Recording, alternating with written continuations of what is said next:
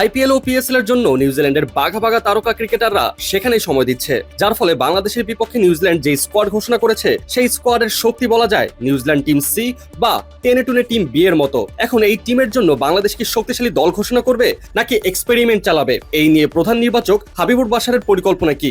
অবশ্য তিনি নিউজিল্যান্ডের দল দেখে বাংলাদেশের স্কোয়াড ঘোষণা করবেন এমনটা চান না। বিডি নিউজ 24 নামে এক অনলাইন গণমাধ্যমে দেওয়া সাক্ষাৎকারে হাবিবুল বাশার বলেন, আমাদের জন্য প্রতিটি সিরিজই গুরুত্বপূর্ণ, দল নির্বাচনেও সেই ছাপ থাকা উচিত। নিউজিল্যান্ড কেমন দল পাঠিয়েছে, তারা কেমন করতে পারে সেসব আমাদের ভাবা জরুরি নয়। আমরা ভাববো আমাদের জন্য কোনটি আদর্শ, তারপরও সবার সঙ্গে কথা বলে পরে এসব নিয়ে আরো বিস্তারিত জানাতে পারবো।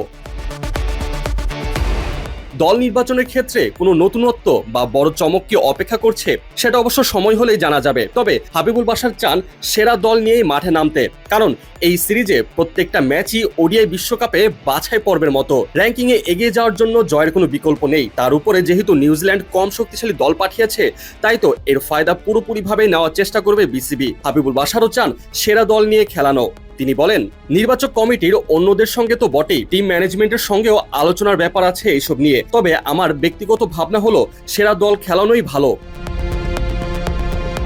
নিউজিল্যান্ড এবার কম শক্তিশালী দল পাঠালেও তাদেরকে ছোট করে দেখছেন না হাবিবুল বাশার। কিউইদের এই দলটারও বেশ প্রশংসা করেছেন তিনি। পেশাদারিত্বের দিক থেকেও নিউজিল্যান্ডের প্রত্যেকটা খেলোয়াড় বেশ এগিয়ে। তাই তো নিউজিল্যান্ড কম শক্তিশালী দল পাঠালেও তারা তাদের নিজেদের সময়ে যে কোনো কিছুই করে ফেলতে পারে। এই ব্যাপারটা মাথায় রেখেই বাশার চান টাইগাররা যেন ভালোভাবে খেলে জয় আদায় করে নেন। তিনি বলেন, নিউজিল্যান্ডের দলটা কিন্তু বেশ ভালো, তারকা ক্রিকেটার হয়তো কম, কিন্তু কার্যকর ক্রিকেটার আছে অনেক। ওদের ক্রিকেটের গভীরতা কেমন সেটা গত কয়েক বছরে গোটা ক্রিকেট বিশ্বই দেখেছে। ওরা খুবই পেশাদার দল, কাজে আমরা সহজেই জিতে যাব এমনটি ধরে রাখার কারণ নেই। জিততে হলে আমাদেরকে ভালো খেলেই জিততে হবে।